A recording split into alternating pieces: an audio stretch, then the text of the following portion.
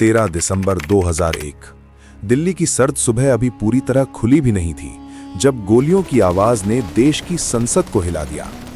कुछ ही घंटों में सवाल सिर्फ सुरक्षा का नहीं था, सवाल था बदले का, ताकत का और शायद परमाणु युद्ध का। हमले के बाद भारत ने इतिहास की सबसे बड़ी सैन्य लामबंदी शुरू की। इसका नाम था ऑपरेशन पराक्रम। लाखों सैनिक, हजारों टैंक, मिसाइल यूनिट्स, राजस्थान से लेकर कश्मीर तक पूरी सीमा पर युद्ध की तैयारी।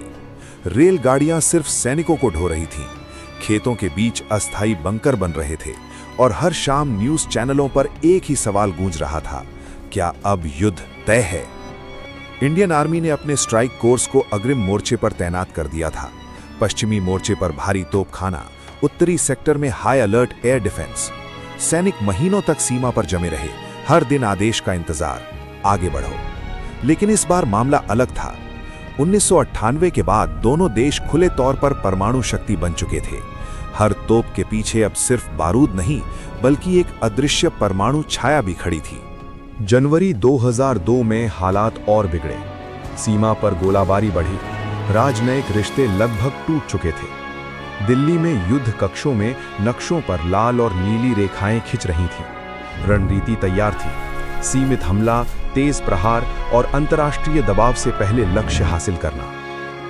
लेकिन तभी फरवरी के आखिरी हफ्ते में एक संदेश आया। आधिकारिक नहीं, सार्वजनिक भी नहीं, एक डिप्लोमैटिक सिग्नल वॉशिंगटन और लंदन के जरिए पहुंचा हुआ। अमेरिका, जो उस समय 9/11 के बाद आतंक के खिलाफ वैश्विक युद्ध में लगा हुआ था, दक्षिण एशिया में परमाणु टकराव का जोखिम नहीं ले सकता था। अमेरिकी विदेश मंत्री और विशेष दूतों के जरिए संकेत भेजा गया कि अगर भारत अभी हमला करता है तो पाकिस्तान पहले इस्तेमाल की परमाणु नीति पर विचार कर सकता है। ये शब्द लिखित में नहीं थे, लेकिन संदेश साफ था, एस्केलेशन अनकंट्रोलेबल हो सकता है। दिल्ली में उस रात सन्नाटा था। प्रधानमंत्री कार्यालय, राष्ट्रीय सुरक्षा सलाहकार और सेना प्रमुख के बीच लगातार बैठकें चल रही थीं।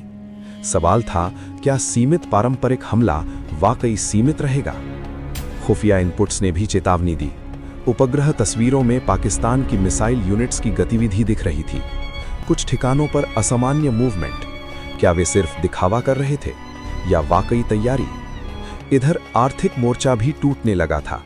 लगभग 10 महीने की लामबंदी ने भारत को भारी कीमत चुकाने पर मजबूर कर दिया। हजारों करोड़ रुपए रोज खर्च हो रहे थे। विदेशी निवेशक घबराए हुए थे। शेयर बाजार अस्थिर था। बीमा प्रीमियम बढ़ रहे थे। लाखों सैनिक सीमा पर थे, लेकिन कोई गोली चलाए बिना ही देश की अर्थव्यवस्था दबाव में थी। मई 2002 में कालूचक हमले ने फिर आग में घी डाल दिया। सेना के परिवारों को निशाना बनाया गया। पूरे देश में गुस्सा उबाल पर था। इस बार सेना पूरी तरह तैयार थी।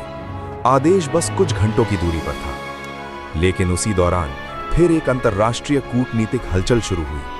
अमेरिकी और ब्रिटिश दूत दिल्ली और इस्लामाबाद के बीच लगातार आ जा रहे थे। एक और संदेश आया, पाकिस्तान के राष्ट्रपति सार्वजनिक रूप से आतंकवाद के खिलाफ कदम उठाने की घोषणा करेंगे और सीमा पर डी-एस्केलेशन का वादा करेंगे। यह भरोसेमंद था या सिर्फ समय खरीदने की चाल? इंडियन आर्मी के लिए सबसे कठिन क्षण वही था। महीनों की तैयारी, सैनिकों का मनोबल, देश की उम्मीदें और सामने एक कूटनीतिक संकेत जो कह रहा था, रुक जाइए। सेना प्रमुखों ने चेताया, लंबी तैनाती से ऑपरेशनल रेडीनेस पर असर पड़ रहा है। मॉनसून आने वाला था। सीमा पर बारूदी सुरंगें बिछाई जा चुकी थीं, जिनसे अपने ही सैनिकों की जान जा रही थी। हर दिन देरी का मतलब था और नुकसान। लेकिन अगर हमला होता और पाकिस्तान सच में परमाणु विकल्प की ओर बढ़ता, क्या अंतर्राष्ट्रीय दबाव भारत को बीच में ही रोक देता? क्या सीमित युद्ध अनियंत्रित टकराव में बदल जाता? जून के मध्य में तनाव चरम पर था। मिसाइल परीक्षणों की खबरें आ रही थीं। दुनिया की निगाहें दक्षिण एशिया पर थीं। संयुक्त राष्ट्र में बंद दरवाजों के पीछे चर्चा हो रही थी। और फिर धीरे धीरे टोन बदला। बयान नरम हुए, सैनिक पीछे हटने लगे। आधिकारिक रूप से युद्ध कभी घोषित नहीं हुआ। अक्टूबर 2002 तक लामबंदी समाप्त हो गई। इतिहास इसे नो वॉर नो पीस का दौर कहता है, लेकिन असली कहानी उन बंद कमरों में लिखी गई थी जहां आखिरी मिनट का वो डिप्लोमैटिक सिग्नल पहुंचा था। क्या वो चेतावनी थी या दबाव? क्या भारत ने संयम दिखाया या एक अवसर खो दिया? क्या परमाणु छाया ने युद्ध को रोका या सिर्फ टाल दिया? ऑपरेशन पराक्रम ने दिखा दिया कि आधुनिक युद्ध सिर्फ बंदूक और टैंक से नहीं लड़े जाते, वे लड़े जाते हैं शब्दों, संकेतों और अदृश्य डर से। कभी कभी सबसे बड़ा फैसला वो होता है जब आप ट्रिगर दबाने से ठीक पहले रुक जाते हैं।